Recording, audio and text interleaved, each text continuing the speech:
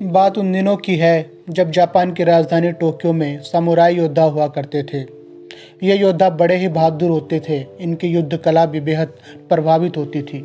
बताते हैं कि एक समुराई योद्धा अपनी तलवार से सूत के एक धागे को बीच से चीर देता था।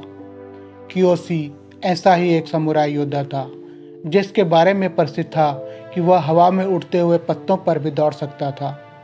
कियोशी ने यह कला बहुत दिनों की साधना के बाद पाई थी, मगर साधना के दौरान उसके दिमाग में एक सवाल ने घर कर लिया था।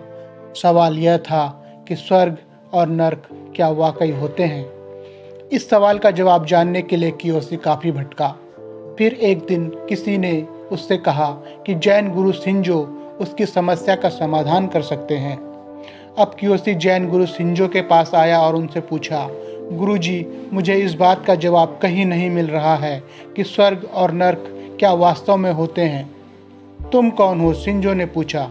सैनिक ने उत्तर दिया, मैं समुराई हूँ। तुम सैनिक हो? शिंजो ने आश्चर्य से कहा।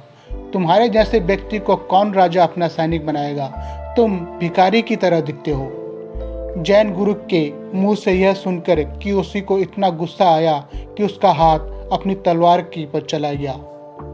शिंजो ने यह देखकर कहा, अच्छा तो तुम्हारे पास तलवार भी है, लेकिन तुम्हारी तलवार में इतनी धार नहीं कि यह मेरा सर कलम कर सके। अब कियोशी ने एक झटके से अपनी तलवार को म्यान से निकाल लिया।